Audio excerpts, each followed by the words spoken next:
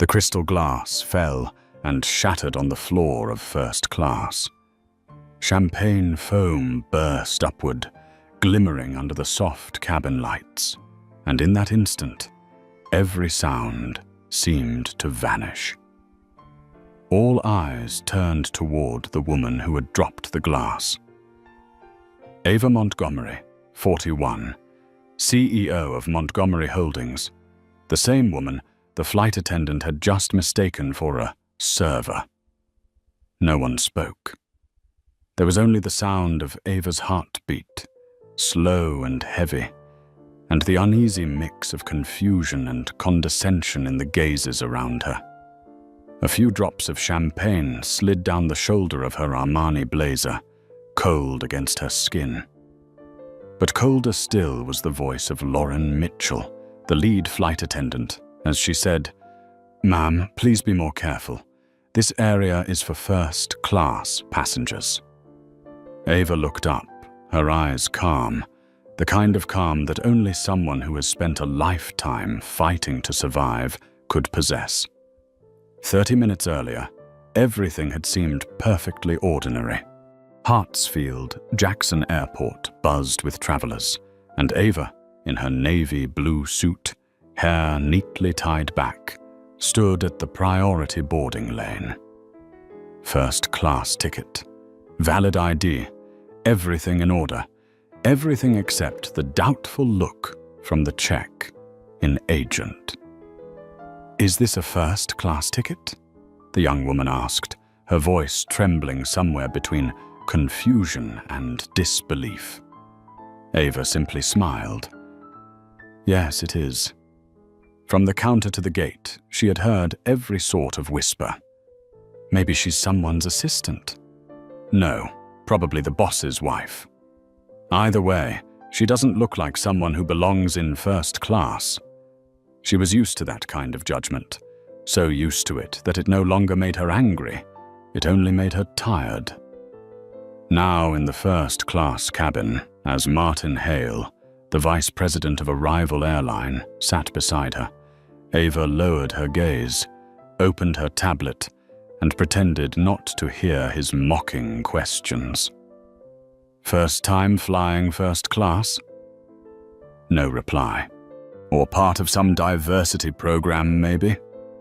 Each word was like a velvet-covered blade. But Ava said nothing.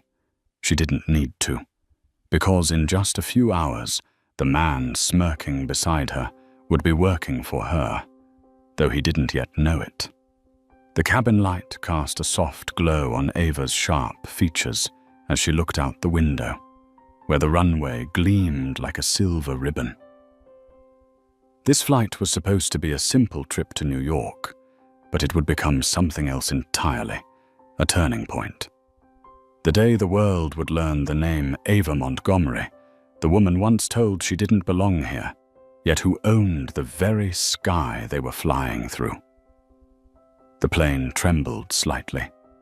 Ava gripped the armrest, breathing steadily. Somewhere, the announcement echoed through the cabin. "Ladies and gentlemen, welcome aboard Atlas Airlines." Ava smiled faintly, a soft, almost imperceptible smile, gentle as the wind, yet holding the promise of a storm waiting to break. The engines roared as the plane lifted off the ground, slicing through layers of silver-gray clouds. Sunlight streamed into the cabin, reflecting off crystal glasses and the diamond rings of first-class passengers, people used to being served, not to noticing anyone else. Ava Montgomery leaned forward to retrieve her leather briefcase from the overhead compartment, but just as her hand reached for it, Lauren Mitchell approached, her mechanical smile barely hiding her irritation. "Excuse me, ma'am. This compartment is reserved for passengers with small personal items during the flight." Ava paused and lifted her gaze. "I am a first-class passenger, miss." Lauren gave a polite but dismissive smile. "Yes, I know. But those are the rules." Rules. A simple word, yet when spoken in that cold, honeyed tone, it carried the weight of judgment. Martin Hale, seated beside Ava, chuckled under his breath. "Come on, don't bother her. First-timers in first class often get confused." Ava turned toward him, her eyes sharp as a blade, but her voice remained soft as velvet. "I know exactly where I am, Mr. Hale. Do you?" Martin faltered for a moment, forcing a thin smile. But Lauren stayed in character. "Would you like something to drink before takeoff, ma'am? Water? Soda?" "Champagne," Ava replied calmly. Lauren pressed her lips together. "I'll check if we have any left." As she walked away, Ava leaned back in her seat and took a slow breath. The silence in first class was never peaceful. It was the silence of eyes measuring, judging, comparing. 2 rows behind, a middle-aged man whispered to his companion, "These days anyone can buy a first-class ticket. Standards are gone." A soft laugh followed, light as air, but sharp enough to cut. Ava placed her hand on her tablet, the screen glowing with the words, "Meridian Logistics Acquisition. Confidential." She no longer cared about the petty slights. She had endured boardrooms where she was forgotten until it was her turn to sign the deal. Contracts where they realized too late she was the CEO, not the secretary. She had spent a lifetime learning how to turn anger into strategy. Lauren returned and set a glass of water on the tray. No champagne. "We're out of champagne, ma'am." Ava looked at the glass. "Out of champagne? On a first-class flight?" Lauren shrugged. "I can bring you a soda instead if you'd like." Martin chimed in again, his tone dripping with mockery. "Maybe they're saving the champagne for regulars, Ms. Montgomery." Ava met his gaze, her eyes calm, as still as the surface of a lake before a storm. "Do you know the most interesting thing about people who are underestimated, Mr. Hale?" Martin arched an eyebrow. "What's that?"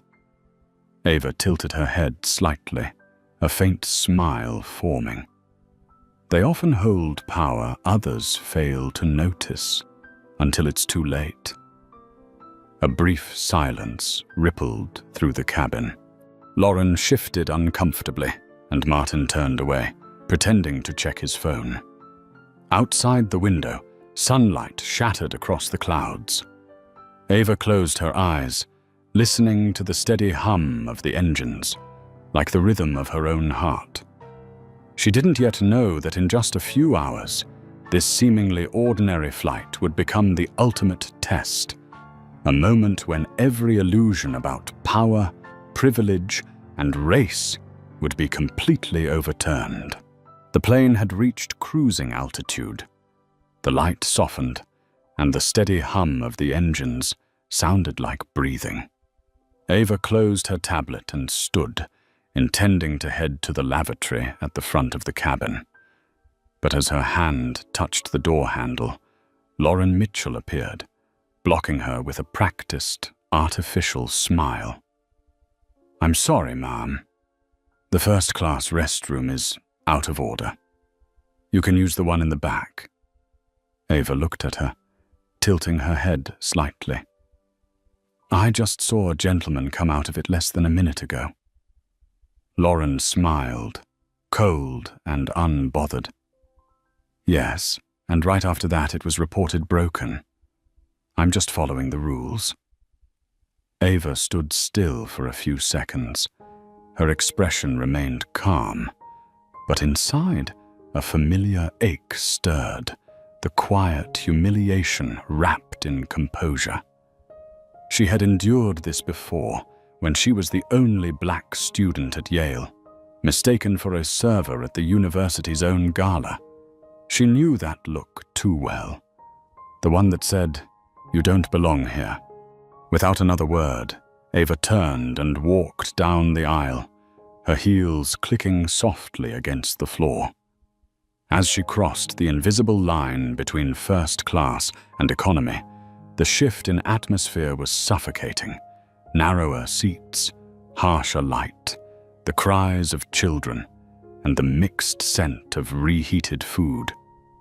A young woman holding a baby looked up at her, puzzled. "Ma'am, did you take the wrong cabin? First class is up front." Ava gave a faint smile. "I know. They told me the restroom was broken." The woman frowned. "That's strange. My husband used it just a few minutes ago." 15 minutes later, Ava returned. All she wanted was to sit quietly and finish the draft for the acquisition of Atlas Airlines, a deal she had spent 8 months preparing. But as she approached the first class section, a male voice stopped her. "Excuse me, ma'am." It was Ethan Rivera, a young flight attendant. "This area is for first-class passengers only." Ava blinked slowly, replying in an even tone, "I'm in seat 1A." Ethan raised an eyebrow, his tone half amused, half doubtful. 1A? Are you sure? Do you have a ticket?" "My ticket is in the seat pocket." "Then I'm sorry, ma'am, but you'll need to prove that before I can let you through." The entire cabin fell silent. Martin Hale lifted his head, his voice a blend of mockery and disdain. "She probably snuck up from the back, curious to see what first class looks like." Another passenger chuckled. "These days, everyone wants equal treatment." The words burned like acid on the skin. Ava drew a deep breath, forcing herself to stay composed. "I am a valid passenger. If you want to verify, call the captain." But Ethan didn't move. "You need to calm down, ma'am. I'd rather not have to call security." Ava narrowed her eyes. "What did you just say?" "You might be causing a disturbance." At that moment, Lauren returned, her tone dripping with satisfaction. "What's going on, Ethan? This lady says she's in seat 1A. 1A? No way." The sharp sound of shattering glass pierced the air. A champagne flute lay broken at Ava's feet. Every head turned toward her. She took one step back, her hand trembling slightly, but her voice came out steady and cold. "You've just made the biggest mistake of your lives." Then, as if she had been waiting for this moment all along, Ava reached into her handbag and pulled out her phone. The blue glow of the screen reflected in her unflinching eyes. "Sophia, connect the board immediately. Initiate the process. From this moment on, Atlas Airlines belongs to me." No one in the cabin understood what had just happened, but for Ava, the real storm had only just begun. The silence in the first-class cabin grew thick, as if even the air itself was waiting for an explanation. Every gaze was fixed on Ava Montgomery, the woman standing in the aisle, one hand clutching her phone, the other gripping her handbag tightly. The sound of shattered glass beneath her feet still echoed, like the opening note of a symphony of retribution. "Sophia, connect the board of directors, right now." Ava's voice wasn't loud, but every word fell with the weight of command. On the other end, Sophia Nguyen, her loyal executive assistant, responded instantly. "Yes, Ms. Montgomery, I'm opening the secure channel." Lauren Mitchell glanced at Ethan Rivera and muttered under her breath with contempt. "Who's she calling? Her lawyer? Maybe she's trying to sue the airline." Martin Hale let out a scoff, raising his glass with a smirk. or her boyfriend. People like her do love a scene. Ava turned toward him, her faint smile turning to ice. You should drink that. It might be your last glass aboard Atlas. Lauren chuckled mockingly. Are you threatening a passenger now? Ava didn't answer. The phone screen lit up, revealing multiple video windows, 12 faces of the Atlas Airlines board of directors. Some looked shocked, others confused. In the center was Harold Whitaker, the CEO of Atlas, sitting in his office 600 miles away. Ava Montgomery, he frowned. What are you doing in this internal meeting? Ava sat down in seat 1A, fastened her seatbelt, and spoke with the composure of someone leading a Monday morning briefing. Apologies for the sudden intrusion, Mr. Whitaker, but according to the transaction records confirmed at 4:37 p.m. today, I am officially the controlling shareholder of Atlas Airlines. The screen erupted in disbelief. One director shouted, "That's impossible. We haven't received any notification." The SEC has confirmed it, Ava interrupted firmly. Montgomery Holdings now owns 51.4% of your shares. Ooh. Lauren's laughter died. Martin set his glass down, the soft clink slicing through the stunned silence. Ava drew a slow breath, her tone lowering, but carrying an undeniable authority. I am currently aboard Flight 2227, first class. I have just been humiliated, denied restroom access, and mistaken for a service worker. I have audio recordings, witnesses, and the authority to act. Harold Whitaker's face went pale. What are you saying? I'm saying, Ava enunciated each word with precision, that Atlas Airlines has engaged in discriminatory behavior, violated first-class service standards, and publicly humiliated its controlling shareholder. She tilted her head slightly, staring directly into the camera, her faint smile sharp as a blade. Therefore, I am convening an emergency board meeting, effective immediately. Ethan whispered, barely audible. She's serious.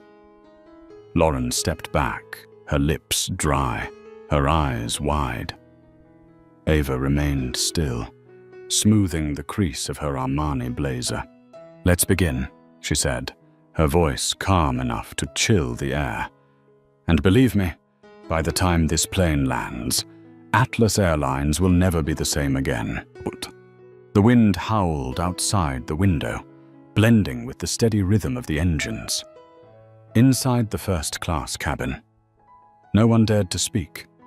The only sound was Ava Montgomery's voice, calm, cold, and weighted with authority, echoing through the thick air of power and fear.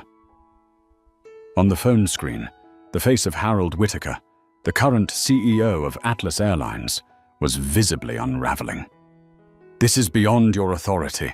No one can call a board meeting mid-flight, Ava replied softly, her tone like the quiet edge of a blade. Unless that person is the rightful owner of the airline.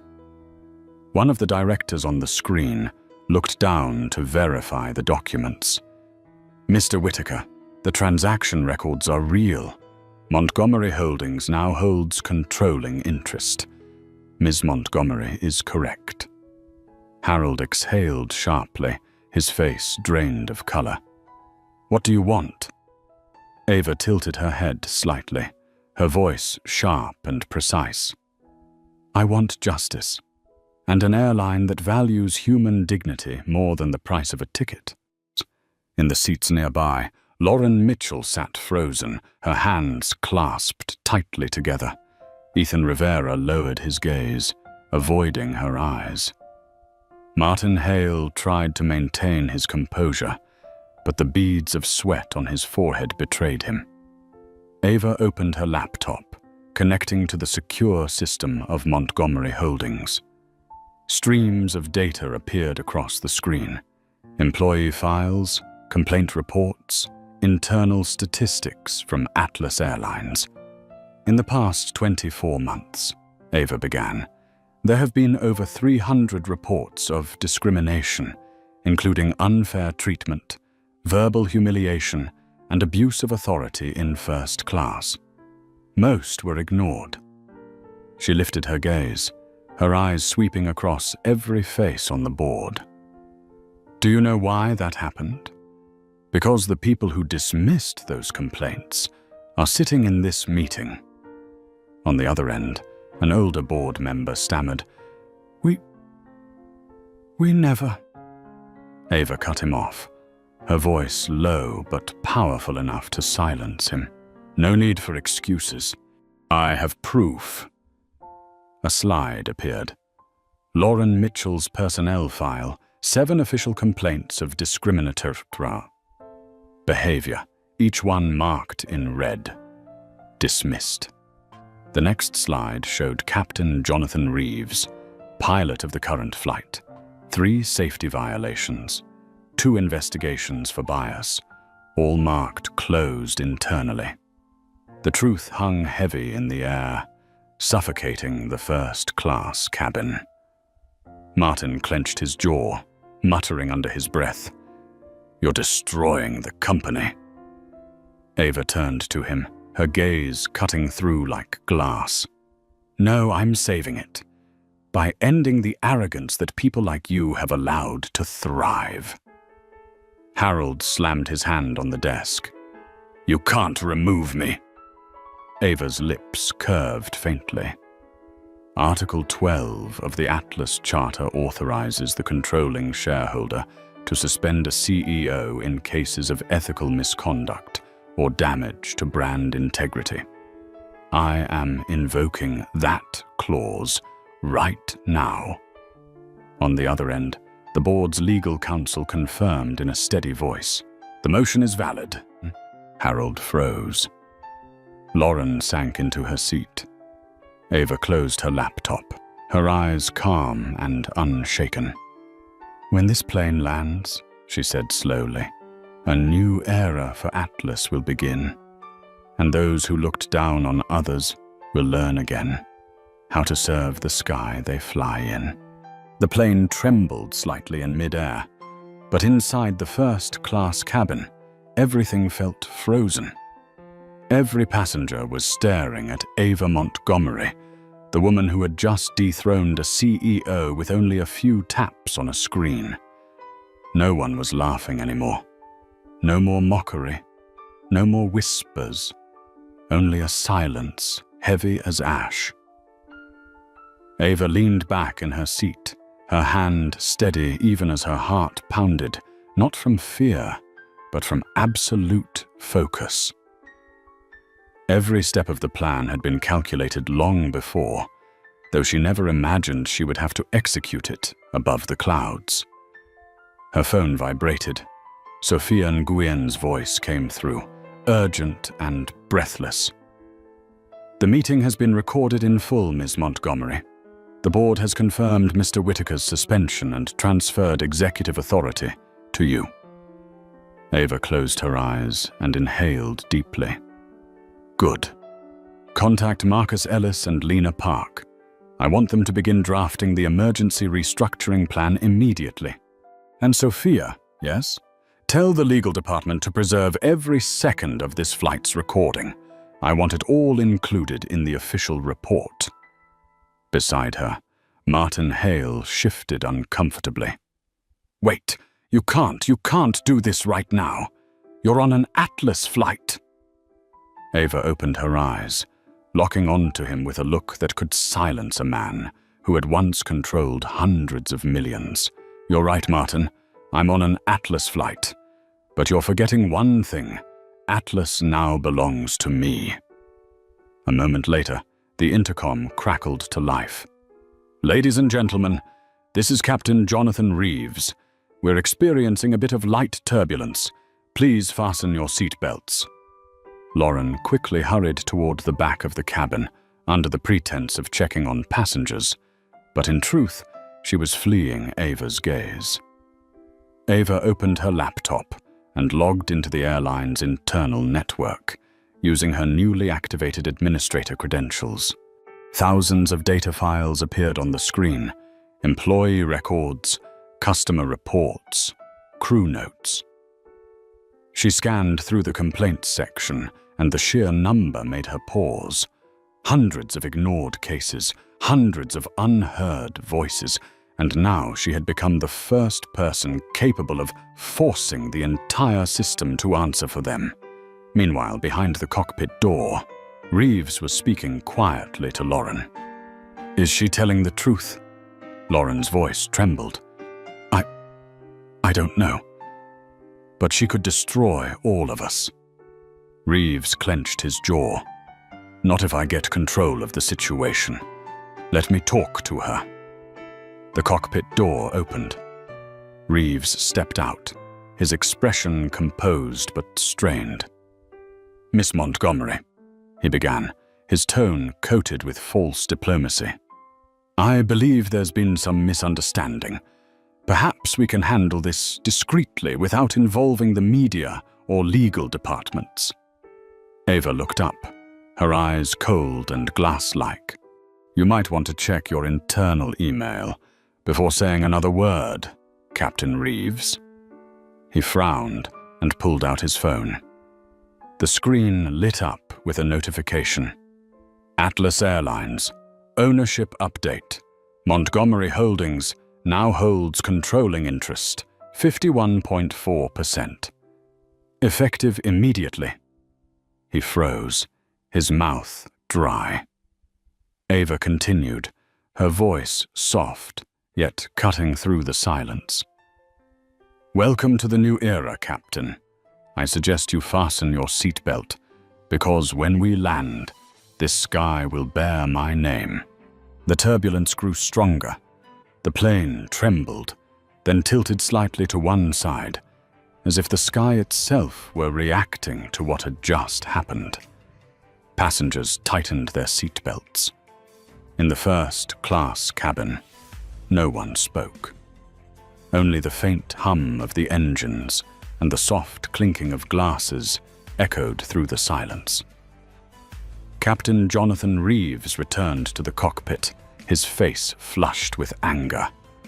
Lauren Mitchell hurried after him, whispering urgently, "Richard, you can't let her win. She's just—" "The owner," Reeves cut her off, his voice low and heavy. "And if you don't want to lose your job, keep your mouth shut." Outside, Ava Montgomery sat calmly in seat 1A, her laptop open in front of her. The blue glow of the screen reflected off her face, sharp, determined, and utterly fearless. At her feet, the shattered crystal from the earlier champagne glass still glimmered faintly, like witnesses to the power shift taking place in the sky. From the seat beside her, Martin Hale, now stripped of his arrogance, spoke in a hesitant voice. "What are you really going to do with Atlas? Fire all of us?" Ava didn't look at him. "No, I don't need to fire anyone. The truth will do that for me." A new alert flashed across her screen. Weather alert. Severe turbulence ahead. Ava frowned slightly and opened Montgomery Holdings' specialized weather system. The detailed report appeared, showing a powerful storm forming directly along their route to New York. According to standard procedure, the aircraft should have rerouted or descended to a lower altitude. But when she accessed the flight communication logs, one line made her go still. Captain Reeves declined alternate routing. Reason: maintain ETA and fuel efficiency. She whispered, risking lives for on-time performance bonuses. Her fingers moved quickly over the keyboard, sending a report directly to Atlas Operations Control. Incident note: Captain Jonathan Reeves deliberately flying through storm zone despite prior warnings. Prioritize investigation upon landing. Just as she hit send, the plane lurched violently, banking hard to the left. Screams erupted from the cabin behind her. Ava gripped the armrest tightly, her gaze fixed on the window. Outside, lightning tore through the darkness, illuminating the clouds with flashes of blinding white before fading into blackness again. Lauren rushed past, forcing a nervous smile. "It's okay, just a little turbulence." Ava looked straight at her. "You call this little? Or does Atlas train its staff to disregard passengers' safety the same way it teaches them to disregard their dignity?" Lauren fell silent. Another jolt shook the plane, spilling Martin Hale's drink across his lap. He cursed under his breath, but Ava remained composed, her voice steady as the pulse of the engines. "Don't worry, Mr. Hale. This free fall is only the beginning. Your real crash comes when I land." And at that moment, the cabin lights went out, replaced by the harsh glow of red emergency lighting that cast sharp shadows across her face. Ava closed her eyes and murmured through the roar of the engines, "No matter how much this plane shakes, control stays in my hands." A streak of lightning split the sky outside. Atlas was spiraling, not only through a real storm, but through the storm of justice Ava had just unleashed. Thunder roared, and lightning flashed through the window, illuminating Ava Montgomery's calm face. The plane shook violently, sending several passengers screaming. In first class, Martin Hale clutched the armrest, his wine glass crashing to the floor. Lauren Mitchell tried to steady her trembling voice. "Please remain calm. It's just heavy turbulence." But even she couldn't hide the fear in her tone. Ava said nothing. Her eyes were fixed on her phone screen, displaying the airline's radar data. The weather map glowed red. "This isn't turbulence," she murmured. "This is the eye of the storm." She pressed send on a message to Atlas Flight Operations. "Emergency. Captain Reeves has ignored weather warnings, continuing course to JFK, despite diversion advisories. Level 1, safety violation." Seconds later, the plane jolted sharply. A woman screamed from the back as luggage fell from the overhead bins. The lights flickered wildly. Through the roar of the wind and the engines, Captain Reeves's voice came over the speakers. "Ladies and gentlemen, we're approaching New York. Please remain seated with seatbelts fastened. Everything is under control." Ava's lips curled into a faint smile. "Control?" she thought. The only thing he's controlling now is his own fear. Martin, half drunk and still clinging to arrogance, laughed nervously. "I love the thrill. Flying through a storm is nothing for a world-class airline." Ava turned to him, her voice low and cold as steel. "Do you realize you're drinking wine on an aircraft I own?" Martin blinked, forcing a weak laugh. "What did you say?" "Drink up," Ava said quietly, her gaze unwavering. "It'll be your last glass in first class." A deafening boom followed. The plane shook violently, the lights went out, and only the harsh red glow of the emergency lights remained. Lauren and Ethan Rivera stumbled, gripping the seats for balance, while Ava sat still, seatbelt fastened, her composure unbroken. She silently studied the faces around her, those who had once looked at her as if she didn't belong, now clinging to calm like frightened children reaching for their mother's hand. Then, as if by miracle, the lights flickered back on. The engine slowed. The captain's voice returned, steady but strained. We have safely landed at JFK. Thank you for flying with Atlas Airlines." The cabin erupted in sighs of relief, but no one noticed that Ava remained seated, her eyes locked on Captain Reeves as he stepped out of the cockpit, his face flushed with adrenaline and shame. He forced a smile, pretending nothing had happened. "Miss Montgomery, I hope you understand. We only wanted to keep the flight on schedule." Ava stood, smoothing her blazer. Her voice was soft but sharp as tempered steel. "No, Captain Reeves, you didn't keep the flight on schedule. You kept your recklessness and just steered your career straight into a storm." Reeves fell silent. Ava's gaze swept over Lauren, Ethan, and Martin. Each of them lowered their heads. She spoke quietly, but her words carried through the cabin. "You all forgot something. Sometimes, justice doesn't come from the ground. It comes from above, from the sky that restores dignity to those who were once dismissed." And as the cabin door opened, a rush of cold New York night air filled the plane. Ava stepped out first, her posture straight, her eyes forward, never looking back. She didn't need to. Behind her, an entire era had just gone into free fall. The JFK terminal glowed brightly through the night, its white lights reflecting off the polished stone floor.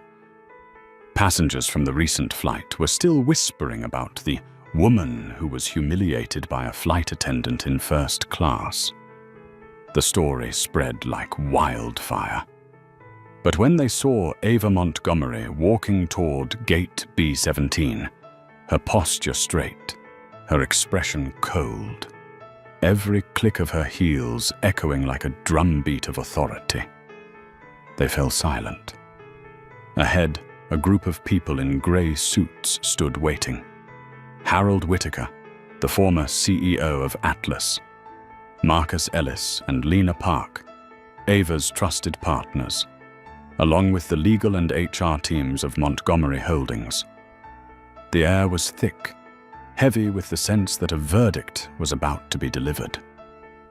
"Miss Montgomery," Harold began, trying to keep his voice steady. "Perhaps we could speak privately. There may have been a misunderstanding." Ava cut him off. "There's no misunderstanding, Mr. Whitaker. There's truth, and today, that truth will be rewritten right here." She gestured for Sophia to open the file on her tablet. The screen lit up with evidence. Audio recordings, photographs, customer reports, every detail of discrimination, humiliation, and disregard for passenger safety laid bare before them. Harold swallowed hard. "If there were mistakes, I take full responsibility. But you can't." Ava tilted her head slightly, her eyes sharp enough to cut through him. "I've had enough of people saying they'll take responsibility, yet never face the consequences. Atlas is no longer yours, Mr. Whitaker, and it's your arrogance that turned this airline into a monument of hypocrisy." From the back doors emerged Lauren Mitchell, Ethan Rivera, and Captain Reeves, their faces pale. They had thought this would be a simple debriefing, but the sight of the internal security team waiting nearby made their hearts tighten. Ava looked at them, not with anger, but with a calm so chilling it demanded submission. "Captain Reeves," she said, "you risked the safety of your passengers just to stay on schedule.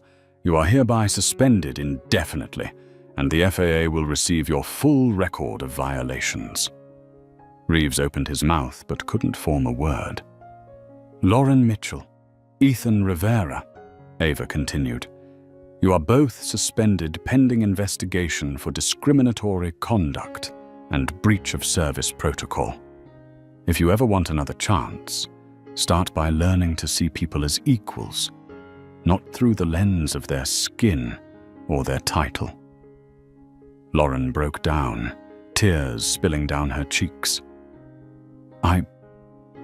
I was only following habit. Ava nodded slightly. Habits can be crimes, too, if they force others to bow their heads. Harold stepped forward, desperate. Ava, don't do this. We can negotiate. She looked at him, her voice soft but carrying across the entire terminal. Negotiate? No, Harold. I didn't come here to negotiate. I came to end an era. Then she turned to Marcus Ellis. You will assume the role of CEO immediately. Start by rewriting the company's HR policy and change the airline's motto. Marcus nodded. What will the new motto be, ma'am? Ava smiled, her eyes reflecting the white ceiling lights. Respect takes flight. Respect, that's how Atlas will fly from now on. And in that moment, at gate B-17, the history of Atlas Airlines changed course forever. Not because of a storm, but because of a woman who had once been cast out of the very seat she already owned. News traveled faster than the speed of Atlas airplanes. The entire aviation industry was shaken when it learned that the woman who had been humiliated in first class was none other than Ava Montgomery, the new controlling shareholder of the airline. Social media called her by many names: the woman in 1A, the CEO who owned the sky, the quiet storm. But Ava paid no attention to the flashing lights of the media. She knew that attention was temporary, while real change had to come from within. 6 weeks later, Atlas Airlines' headquarters in Manhattan looked completely different. The dark wooden walls that once enclosed the executive floor had been torn down and replaced with clear glass panels, allowing sunlight to flood every corner. The air no longer smelled of old power, it smelled like a new beginning. Ava stepped into the conference room on the 43rd floor. In front of her were familiar faces: Marcus Ellis, the newly appointed interim CEO, Lena Park, Chief Operating Officer, and Sophia Nguyen, her loyal executive assistant, the one who had connected that fateful mid-air meeting. On the big screen, graphs showed rapid progress. Customer satisfaction up 20, 7%. Complaints down 60, 3%. Atlas stock rising 17%. These numbers are good, Ava said, her tone calm though her eyes remained sharp as glass. But remember, they only show the surface. I don't want an airline that looks better. I want an airline that truly is better. Marcus nodded. We've launched phase 2 of the Empathy in the Sky program. Every employee must complete training in communication and cultural awareness before returning to flight duty. Sophia added, as for those who had prior complaints, some chose to leave, but others stayed. Lauren Mitchell completed retraining and is now working in customer relations. She's genuinely changed. Ava fell silent. She remembered the fear and despair in Lauren's eyes that day, when she was forced to face the consequences of her actions. There was a time when Ava wanted to fire them all, but she realized that punishment only teaches fear. Opportunity teaches transformation. Keep her, Ava said softly. If she's brave enough to relearn respect, she deserves a second chance. No one objected. Everyone understood that Ava was not just running an airline, she was reshaping corporate culture itself. The meeting ended, but Ava didn't leave the room. She walked toward the massive glass window overlooking the city. The sky above New York was alive with departing planes, each one bearing a bold new message across its body. Respect takes flight. A simple slogan, yet one carrying her blood, her tears, and her unwavering resolve. The door opened quietly. Marcus entered, holding a press release. "The media wants you to speak at tomorrow's press conference. They're calling you the woman who bought the sky. Would you like me to prepare a speech?" Ava turned, the breeze brushing through her hair, her gaze distant yet firm. "No need. I'll only say one thing." "What's that?" "That power means nothing unless it's used to give people back their dignity." The words were soft, but carried the weight of truth. Marcus fell silent. He understood. She wasn't just speaking about Atlas, but about every system that had ever forgotten compassion. The next day, the Atlas press room was packed with reporters. Dozens of cameras pointed toward the stage. Flashbulbs burst as Ava walked up, dressed in a white suit, the color of purity and transparency. "6 weeks ago," she began, "I was humiliated in the first-class cabin of the airline I was about to own. Today, I'm not here to tell that story to blame anyone, but to say that every system can change if the people within it are willing to look inward." The soft clatter of keyboards filled the room as Ava continued. Atlas Airlines was once a symbol of privilege, where a few believed that respect was reserved for the select. But now, Atlas will stand for fairness, a place where every customer, every employee, every human being has a voice. She paused, letting her gaze sweep across the crowd. Because respect is not a gift, it is a responsibility. The room fell silent. Then came applause, not the polite kind, but the sound of genuine agreement. When the press conference ended, Ava left the building and stepped into the limousine, waiting to take her to the airport. Through the window, she saw new Atlas billboards appearing all over Manhattan. "Fly higher, with respect." On the runway, a plane was preparing for takeoff. Ava noticed it was a special flight, New York to Chicago, the same number as the fateful flight that had changed everything. She smiled and decided to board it. As she stepped through the aircraft door, the flight attendant greeted her with a warm, genuine smile. "Welcome aboard, Miss Montgomery. It's an honor to have you with us." No skeptical glances. No cutting remarks. Ava took her seat in 1A, the very seat where she had once been insulted. This time, it was no longer a symbol of status, but of triumph over prejudice.